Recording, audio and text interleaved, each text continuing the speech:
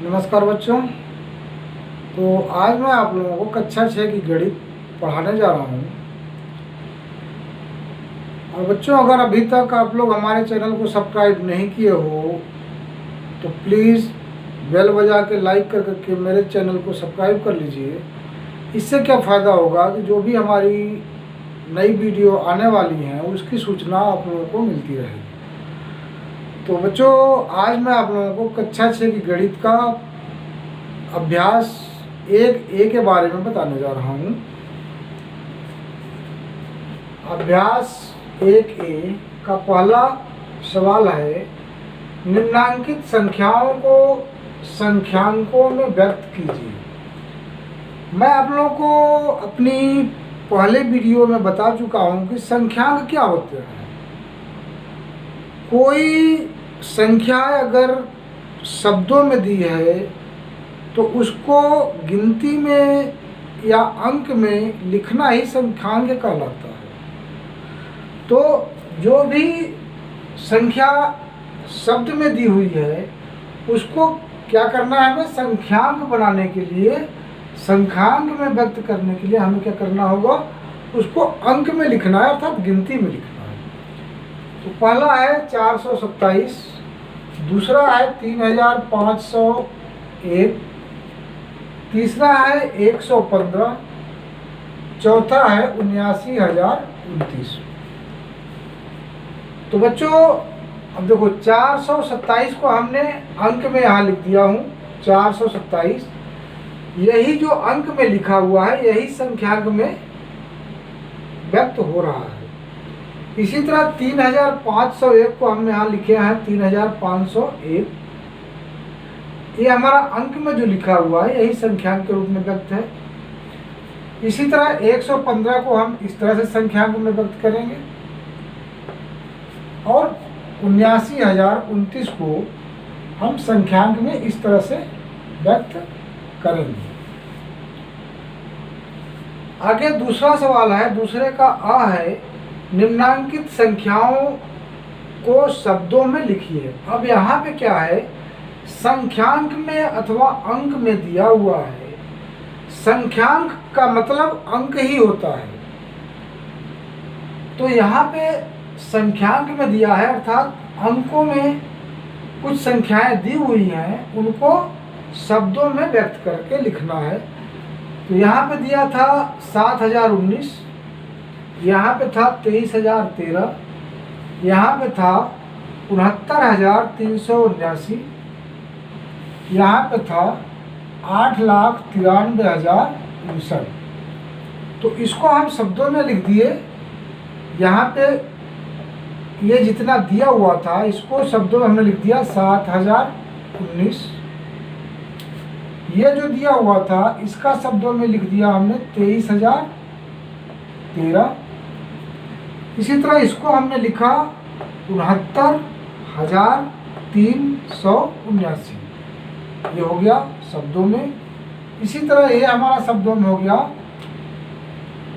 8,93,059। तो ये हमारा जो अंक में दिया हुआ था उसको हमने शब्दों में लिख लिया। प्रश्न संख्या 2 का ब है। ब में क्या कह रहा है, नीचे लिखे वाक्यों में आई हुई संख्याओं को शब्दों में लिखिए। यहाँ पे वाक्य दिया हुआ है जिसमें बीच बीच में संख्याएं लिखी हुई हैं। तो बोल रहा है कि इन संख्याओं को शब्दों में लिखिए। तो देखो पहला क्या लिखा हुआ है, 100 जीवाणु अंडे। तो पहले का हो जाएगा 100। उसके बाद दिया हुआ है 1,000 जीवाणु कोष। 1,000 की जगह आपका ए जो लिखा हुआ है यहाँ 1,000 हो जाएगा।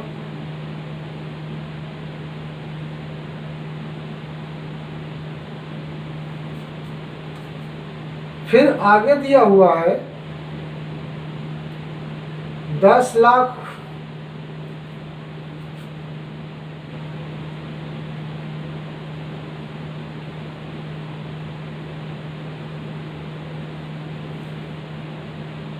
ये आपका है 10 लाख,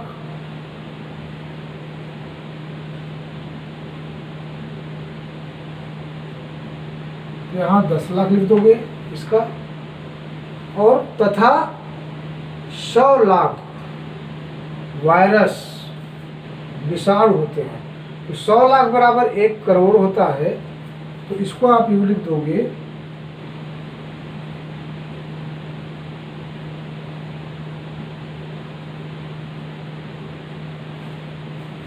ये हो जाएगा 1 करोड़।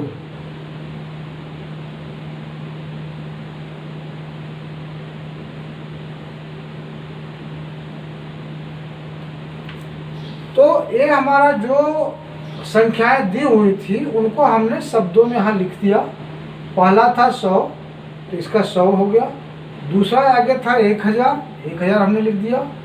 आगे था 10 लाख बैक्टीरिया जीवाणु, हमने 10 लाख लिख दिया। इसके बाद था 1 करोड़, हमने 1 करोड़ लिख दिया। 1 करोड़ को 100 लाख भी बोलते हैं, तो ब्रैकेट में हमने 100 लाख भी लिख दिया। लेकिन इसको लिखो या ना लिखो कोई दिक्कत नहीं, 1 करोड़ लिखना जरूरी है। तो इस तरह से हमारा प्रश्न संख्या 2 का ब भी पूरा हो गया। जो संख्याएं दी हुई थी उनको हम अंकों को अलग अलग छाट के लिख लिए। 10 में जो है कि 2 अंक है, 1 और 0। 11 में केवल 1 ही अंक है, 1 1 2 बार है। 18 में 1 और 8 है। 0 में केवल 0 है। 3 में केवल 3 है। तो इस प्रकार से हमारा तीसरा सवाल भी पूरा हो गया। चौथा सवाल है 1 2 3 से बनने वाली 3 अंकों की सभी संख्याएं लिखिए जबकि अंकों की पुनरावृत्ति न हो। अर्थात 3 गिनतियां दी हुई हैं, इनके माध्यम से 3 अंकों की सभी जो है कि बनने वाली जो संभव संख्याएं हैं वो बना के लिखना है। तो यहाँ पे बनाया गया है 123, 132, 321, 312, 231 और 213। एक टोटल 1 2 3 4 5 6, ये 6 संख्याएं बन जाएंगी। अब आगे पांचवा प्रश्न है, दिया है 0 3 5 से बनने वाली 3 अंकों की सभी संख्याएं लिखिए जबकि अंकों की पुनरावृत्ति न हो। यहाँ पे 3 अंक दिया हुआ है, 0 3 और 5।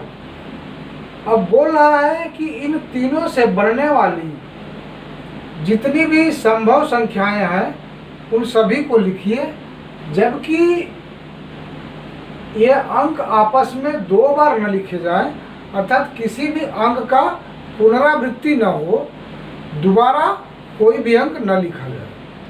तो देखिए 0 3 5 से बनने वाली 3 अंकों की संख्याएं बराबर पहली संख्या जो बनेगी वो 305 होगी, दूसरी संख्या जो बनेगी वो 350 होगी, तीसरी संख्या जो बनेगी वो 503 होगी और चौथी संख्या जो बनेगी वो 530 होगी। तो इस तरह से 0 3 और 5 से बनने वाली ये 4 संख्याएं होंगी। ये आपका आंसर हो गया। ठीक है बच्चों, तो आज हम आप लोगों को यहीं तक पढ़ाएंगे। आगे प्रश्न संख्या 6 मैं अगली वीडियो में बताऊंगा। और बच्चों, अगर अभी तक आप लोग हमारे चैनल को सब्सक्राइब नहीं किए हो तो प्लीज़ बेल बजा के लाइक कर लो और सब्सक्राइब कर लो। और अगर हमारी वीडियो आप लोग को पसंद आ रही है तो आप अपने दोस्तों में भी शेयर करो, अपने जान परिचय में भी शेयर करो, जिससे कि उनको भी हमारे वीडियो द्वारा आसानी से पढ़ने में काफ़ी सहायता मिलता रहे और उनका भी तैयारी होता रहे। धन्यवाद।